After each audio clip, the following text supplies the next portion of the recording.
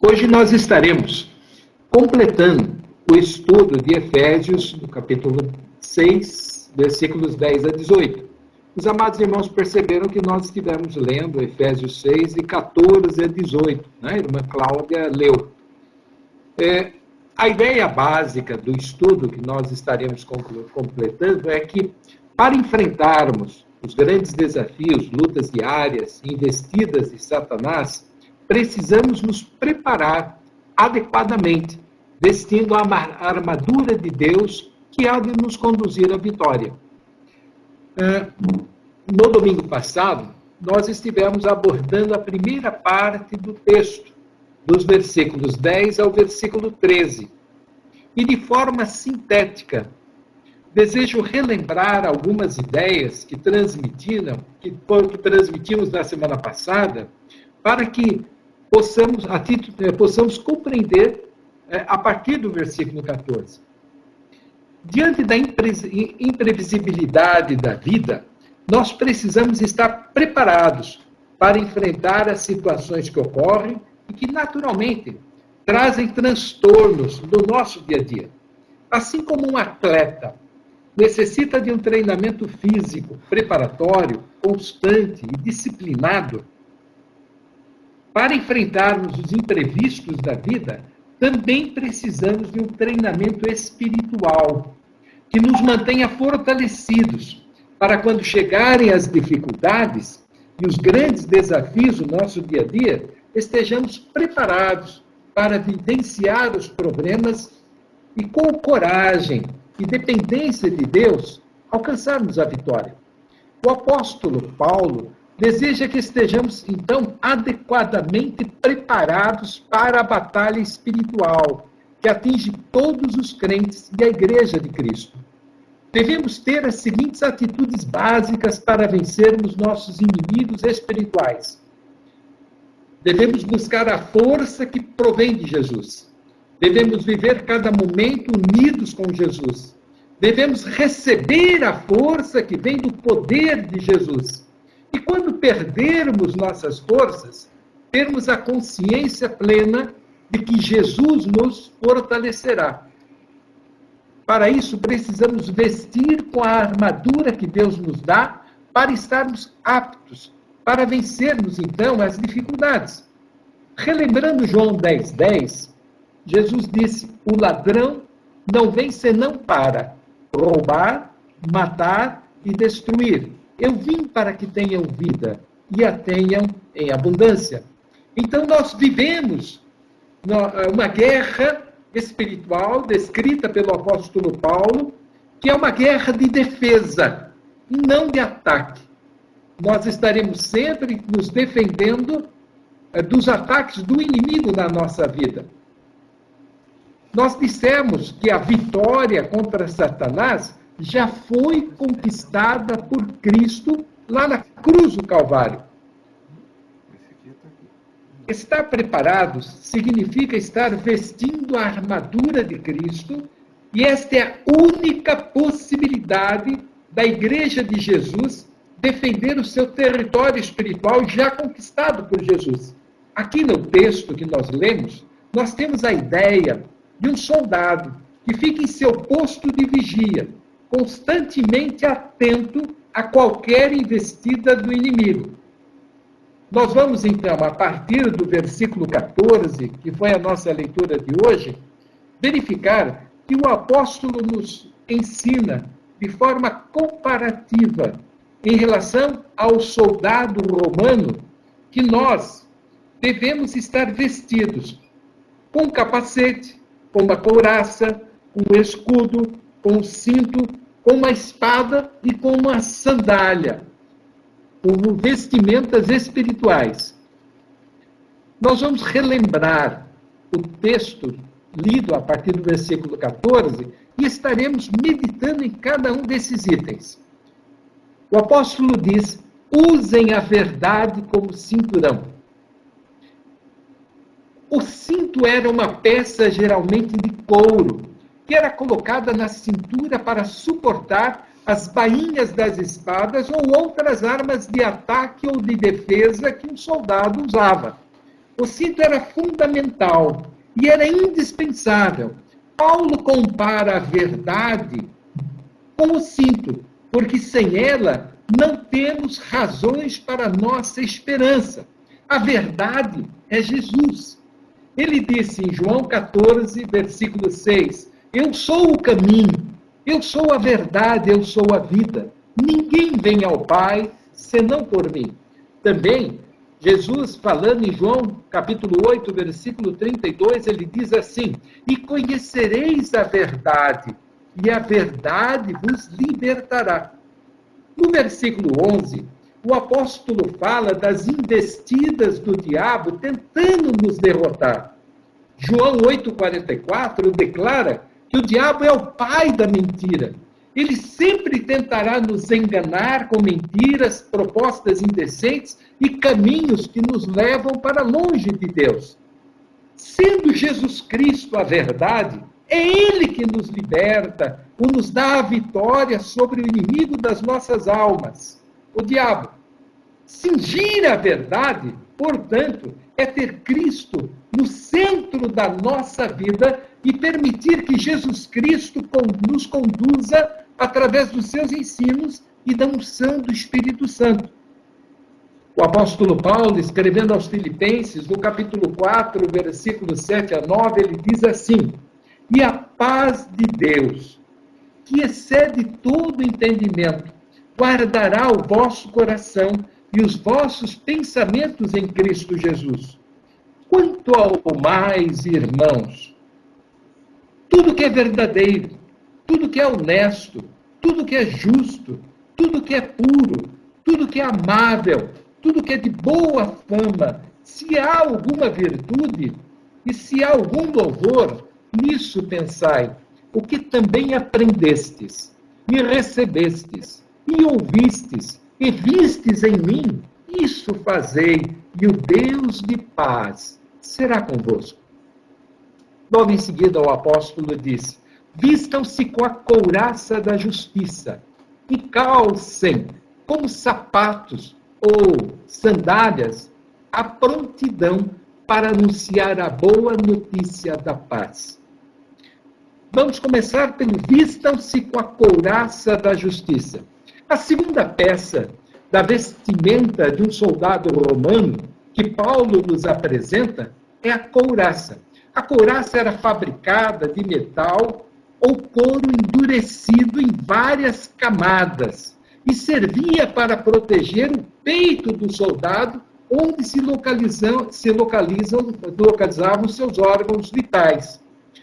A justiça a que o apóstolo se refere é a conquista de Cristo na cruz do Calvário, onde ele morreu carregando sobre si os nossos pecados e ressuscitou ao terceiro dia, vencendo a morte.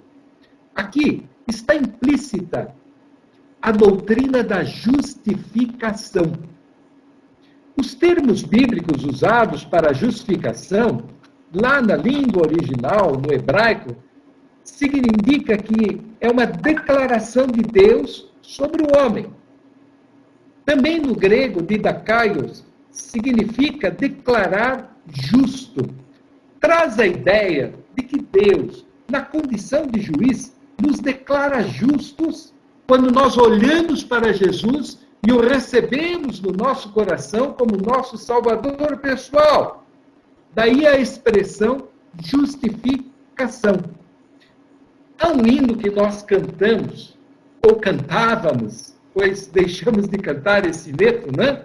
Que declara que a dívida causada pelo nosso pecado já foi paga e baseia-se no texto de Colossenses, capítulo 2, versículos 13 a 15, que diz assim o texto de Paulo, e a vós outros, que estáveis mortos pelas vossas transgressões e pela incircuncisão da vossa carne, vos deu vida, juntamente com ele, perdoando todos os nossos delitos, tendo cancelado o escrito da dívida que era contra nós e que constava de ordenanças, o qual nos era prejudicial, removeu-o inteiramente, encravando-o na cruz e despojando os principados e as potestades, publicamente os expôs ao desprezo, triunfando sobre eles da cruz.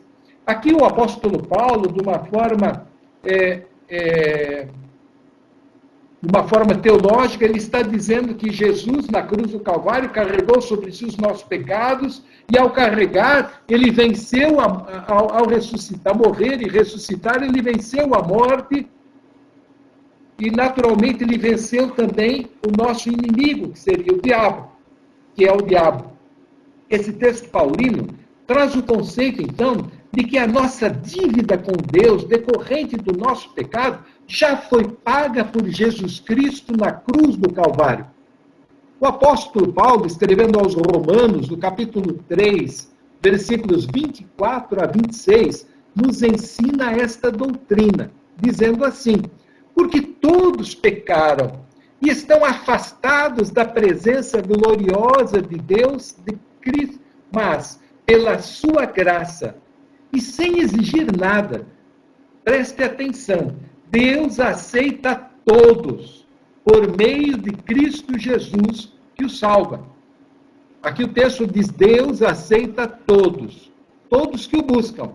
Deus ofereceu Cristo como sacrifício para que, pela sua morte na cruz, Cristo se tornasse o meio de as pessoas receberem o perdão dos seus pecados pela fé nele. O texto que lemos em Romanos 3:23 declarou: todos pecaram e afastados estão da presença gloriosa de Deus. Lá em Romanos também, no capítulo 6, versículo 23, o apóstolo ele complementa dizendo assim: porque o salário do pecado é a morte, mas o dom gratuito de Deus é a vida eterna em Cristo Jesus. A ideia é que quando pela fé recebemos a Jesus em nosso coração, Deus nos concede o perdão da condenação eterna, que se aplica a todos os nossos pecados, passados, presentes e futuros. Deus nos perdoa integralmente. Isso não significa que nós nos tornemos impecáveis, ou seja, não venhamos mais a pecar, visto que acidentalmente podemos pecar, mas em relação à condenação eterna, nós fomos libertados da nossa culpa pelo sacrifício de Cristo lá na cruz do Calvário. Os pecados cometidos após termos aceito Jesus como nosso Salvador também devem ser confessados e recebermos o perdão de Deus. Note, no texto de 1 João, a partir do versículo 8 ao versículo 2:2, nós temos um belíssimo texto do apóstolo João que, de uma forma muito carinhosa, ele fala conosco, nos mostrando o amor de Deus e que Deus sempre nos perdoa. Agora, perceba que nesse texto que vou ler, é muito usada a conjunção condicional se. Uma condicional pelas duas letras se. Diz assim o texto: se dissermos que não temos pecado, enganamo-nos e não há verdade em nós. Mas se confessarmos os nossos pecados a Deus, Ele cumprirá a sua promessa e fará o que é correto. Ele perdoará os nossos pecados e nos limpará de toda injustiça. Se dizemos que não temos cometido pecados, fazemos de Deus um mentiroso e a sua mensagem não está em nós. Meus filhinhos, escrevo isso a vocês para que não pequem. Porém, se alguém pecar, temos Cristo que faz o que é correto e ele nos defende diante do Pai. E por meio do próprio Jesus Cristo, que os nossos pecados são perdoados. E não somente os nossos, mas os pecados do mundo inteiro. Você percebeu que o texto nos apresentou 4 vezes a condicional se. Isso significa que, na salvação, sempre haverá a liberdade de aceitação do sacrifício de Cristo na cruz do Calvário e o reconhecimento dos nossos pecados, depositando a fé na pessoa de Jesus. Lá em João 3,16, Jesus diz assim: porque Deus amou o mundo de tal maneira que deu seu Filho unigênito, para que todo aquele que nele crê não pereça, mas tenha a vida eterna. As expressões Deus amou o mundo e todo aquele significam todos os seres humanos são convidados para se arrependerem dos seus pecados e aceitarem o sacrifício de Cristo Jesus na cruz do Calvário. Deus não faz acepção de pessoas. A salvação é para todos aqueles que crerem em Jesus. Temos a liberdade de receber a graça salvadora de Deus em nosso coração, crendo que Jesus Cristo é o nosso Salvador, aceitando o sacrifício de Cristo Jesus por nós ali na cruz do Calvário. Quando aceitamos a Jesus como nosso Salvador pessoal, somos declarados, perdoados por Deus ou justificados no sangue de Cristo. E, simultaneamente, recebemos a vida eterna, sendo declarados filhos de Deus por adoção, ao lado do Senhor Jesus. A Bíblia ensina que a justificação, o perdão de Deus aos nossos pecados, está intrinsecamente ligada à nossa fé, depositada em Jesus como Filho de Deus. Lá em Efésios 2, 8 e 9, a declaração, a palavra diz, pela graça sois salvos, por meio da fé. E isto não vem de vós, é dom de Deus, não vem das obras, para que ninguém que possa fazer obras maiores, porque é mais rico ou tem mais tempo, possa assim ser mais salvo do que o outro. Próximo texto. Paulo diz: vistam-se com a couraça da justiça e calcem como sapatos a prontidão para anunciar as boas novas. A ideia aqui será: calcem os pés com a prontidão para anunciar o evangelho da paz.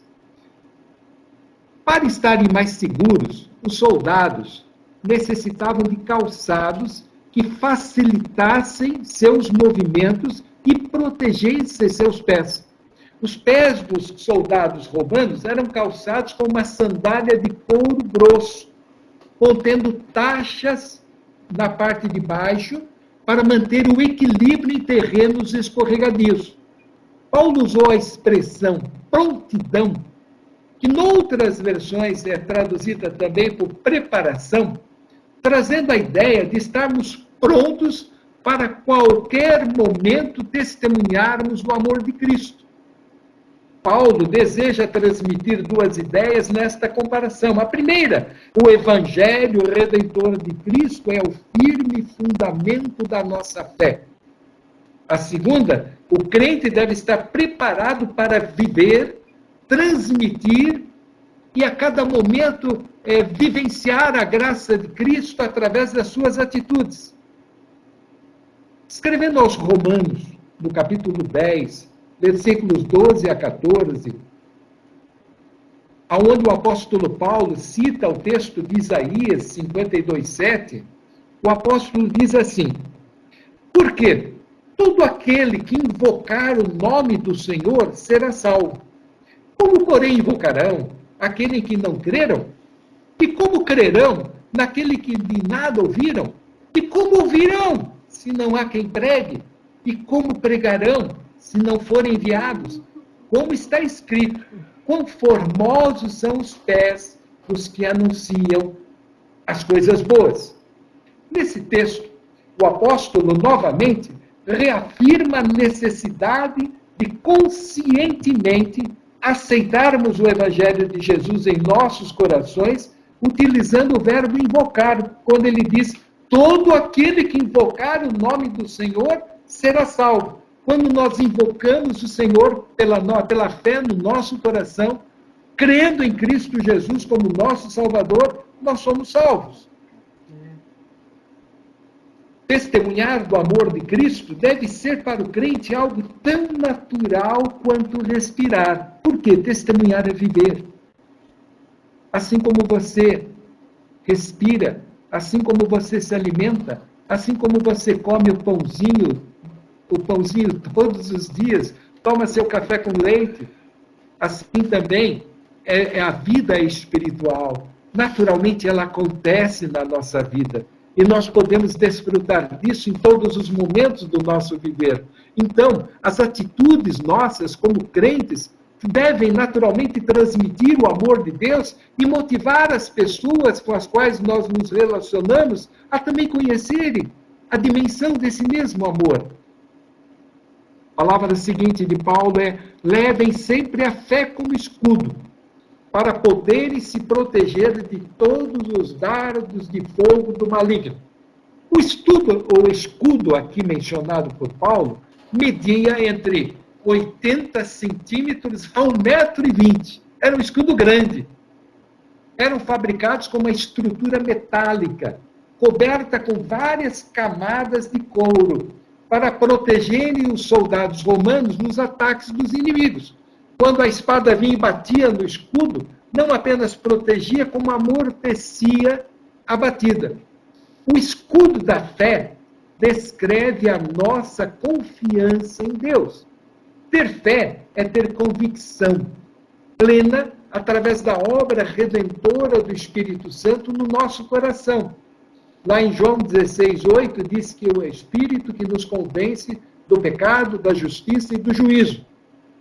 Convencer significa persuadir, trazer a crença, provar com argumentos espirituais, tocando a nossa mente, tocando o nosso coração, nos mostrando de forma amorosa que necessitamos nos arrepender e aceitar voluntariamente a Jesus Cristo como nosso Salvador. O autor da carta aos Hebreus, lá no capítulo 3, versículos 7 a 9, ele traz um conselho para todas as pessoas quando ouvem o Evangelho, dizendo assim: assim, pois, como diz o Espírito Santo, hoje, se ouvirdes a sua voz, não endureçais o vosso coração como na provocação no dia da tentação no deserto, onde vossos pais me tentaram, pondo-me à prova, e viram as minhas obras por 40 anos. Aqui ele diz: se Deus fala ao teu coração, entenda o Evangelho e tenha Jesus no seu coração, aceite a palavra de Deus e aceite Jesus como seu Salvador, porque assim você terá a salvação eterna. E ele diz: não endureça o seu coração. O povo de Israel lá no deserto endureceu o coração e ficou dando voltas por 40 anos. E a maioria deles morreram sem ver a terra prometida. Este texto também usa a conjunção condicional se e o verbo endurecer, então. Portanto, a Bíblia não fala de qualquer espécie de fé. A Bíblia não fala de qualquer espécie de fé, mas a fé depositada unicamente na pessoa de Jesus. A fé é como um músculo. Se você não exercitar, ele atrofia. Se você não exercitar diariamente a sua fé, ela certamente atrofiará e você perderá a alegria da salvação. Você já percebeu? Esses dias, nós andávamos todos os dias aqui no condomínio. Todo dia caminhávamos 2,5 km, 3 km, só que aí começou a chover 2, 3 dias e ficamos sem caminhar. Logo que voltamos a caminhar ontem, hoje, nós nos sentimos mais cansados, porque deixamos de caminhar 2 ou 3 dias. Assim também é o nosso coração. Quando você deixa de fazer exercícios, ele tem dificuldade para trabalhar. Você precisa fazer exercícios. Mas a fé é como então um músculo do nosso corpo. Precisa ser trabalhado, precisa a cada momento ser exercitado. para vivermos a alegria da nossa salvação. Hoje, os psicólogos descrevem com naturalidade a importância da fé na vida das pessoas. A fé nos motiva a enfrentarmos nossas dificuldades, a termos esperança de viver um mundo melhor. Ter fé nos faz encarar a vida de maneira positiva e esperançosa. Ela valoriza os valores que nos unem à sociedade, dá significado especial à nossa existência. A fé também reduz o estresse, a ansiedade, o medo. Paulo declara que a fé nos guarda dos dardos inflamados do maligno. Esses dardos podem se constituir em desânimo, medo, mentiras, ódio, dúvidas, mágoas e outros sentimentos que, se não forem apagados pela graça e pelo perdão de Deus, tirarão a alegria do nosso viver. O próximo texto diz: recebam a salvação como capacete e a palavra de Deus como espada que o Espírito Santo lhes dá. Neste versículo, o apóstolo usa dois instrumentos de proteção: o capacete da salvação e a espada do Espírito. Os capacetes romanos eram fabricados de bronze, com uma camada interna de feltro ou esponja para não machucar a cabeça do soldado. O capacete protegia, portanto, a cabeça. O capacete da salvação traz a ideia de uma mente protegida e controlada por Deus através do Espírito Santo. Há duas palavras gregas que se referem à salvação. Uma palavra refere-se àquele que traz a salvação, Jesus, que é sotérios. E outra palavra, soterion, significa aquele que nos livra, aquele que nos preserva contra os nossos inimigos. Tanto Lucas quanto Paulo usam essas palavras para se referirem à salvação que obtemos através de Jesus. Usar o capacete da salvação significa permitir que o Espírito Santo do Senhor, a cada dia, nos convença a nos afastarmos dos pensamentos e emoções destrutivas, sendo vitoriosos sobre as tentações para o pecado, vivendo pela graça de Cristo que nos conserva em paz, harmonia e alegria interior. O apóstolo Paulo, em sua segunda carta aos Coríntios, capítulo 10, 4, declara que nós temos que lutar com as armas espirituais. Diz assim: as armas com as quais lutamos não são humanas. Pelo contrário, são poderosas em Deus para destruir as fortalezas. Em relação à espada do Espírito, a espada do soldado não era uma arma de ataque, mas era uma arma de defesa. Na armadura de Deus não existem instrumentos de ataque, e sim instrumentos de defesa. Relembremos que o soldado descrito pelo apóstolo não está em meio a uma batalha espiritual, porque ela já foi conquistada por Jesus. Ele está numa posição de sentinela, que precisa estar atento às prováveis ofensivas do inimigo. Note a expressão usada: espada do Espírito. Ele não fala aqui espada do soldado, ele fala espada do Espírito. Então, a espada não é nossa, é do nosso orientador, consolador e companheiro, o Espírito Santo, que transmite a palavra de Deus.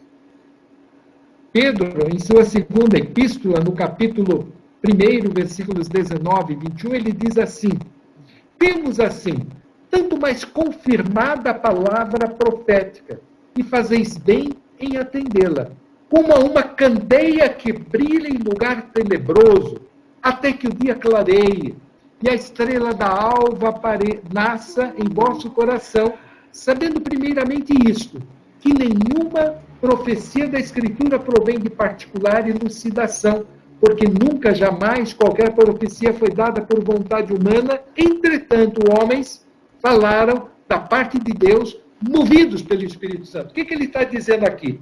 A espada que nós dispomos para vencer as dificuldades é o próprio Espírito Santo que age no nosso coração. Ele é que nos move, Ele que nos ajuda, Ele que nos conforta, Ele que nos traz a paz e nos dá a palavra do Senhor. Igualmente nós, em determinadas situações, então precisamos desempenhar a espada do Espírito, lutando contra as artimanhas de Satanás. Sabe o que acontece? Quanto mais você lê a palavra de Deus, mais cheio está o seu coração da palavra de Deus, mais cheio está o seu coração da vontade de Deus, e quando vem alguma tentação, o Espírito Santo usa aquilo que você leu, aquilo que você guardou, aquilo que você tem para te proteger, e ele diz, não faça isso, porque a palavra de Deus diz que você não deve fazer. Então, para desempenhar a espada do Espírito, eu preciso ler a Bíblia, conhecer a vontade de Deus através da Bíblia. Quando Jesus foi tentado lá no deserto, ele citou a Bíblia várias vezes. No Salmo 119, 9 e 11, ele citou, aliás, ele diz, o Salmo 119, como purificará o jovem o seu caminho? Ele responde dizendo, observando conforme a tua palavra, com todo o meu coração eu te busquei. Não me deixes desviar dos teus mandamentos. Eu escondi a tua palavra no meu coração, para eu não pecar contra ti. Última palavra de Paulo, estamos concluindo. Façam tudo isso, orando a Deus e pedindo a ajuda dele. Orem sempre, guiados pelo Espírito de Deus. Fiquem alertas. A oração é o único meio através do qual conseguimos nos vestir da armadura de Deus. O apóstolo sabe que sozinhos jamais seremos suficientes para nos prepararmos, para enfrentarmos as dificuldades da vida. Precisamos da unção do Espírito, da graça de Cristo, do poder de Deus. Por isso o apóstolo recomenda, façam tudo isso orando a Deus e pedindo a ajuda dele. A oração é, sem dúvida alguma, o combustível da alma. A oração é o combustível da alma. Sem ela, jamais teremos forças para vencer. Tiago, no capítulo 5, versículos 13 a 16, ele nos orienta dizendo, está alguém entre vocês sofrendo? Faça oração. Está alguém alegre? Cante louvores. Está alguém entre vocês doente? Chame os presbíteros da igreja e faça oração por ele, ungindo com óleo, em nome do Senhor. E a oração da fé salvará o enfermo, e o Senhor o levantará. E se houver cometido pecado, ser-lhe-ão perdoados. Confessai, pois, os vossos pecados aos outros e orai uns pelos outros para serem curados. Muito pode, por sua eficácia, a oração do justo. Concluindo, também o apóstolo em Efésios 13, ele diz, peguem agora a armadura que Deus lhes dá. Assim, quando chegar o dia de enfrentarem as forças do mal, vocês poderão resistir aos ataques do inimigo. E depois de lutarem até o fim, vocês continuarão firmes, sem recuar. Lá em Efésios 6:20 também ele repete dizendo, fiquem alertas, não desanimem e orem sempre por todo o povo de Deus. Se você tem a Jesus Cristo como seu Salvador pessoal, se você já possui a armadura de Deus em sua vida, portanto o que você precisa é tomar posse. Tomar posse dessa armadura e vesti-la diariamente. Com isso, você estará capacitado para vencer as artimanhas de Satanás e as aflições que todos os dias estamos sujeitos. Então, que essas 7 armas, descritas pelo apóstolo Paulo, cinturão da verdade, couraça da justiça, sandálias do evangelho da paz, escudo da fé, capacete da salvação, espada do Espírito, que é a palavra de Deus, e, principalmente, a oração sejam as armas da nossa vitória diária. Que Deus nos abençoe e que nos dê a paz. Amém?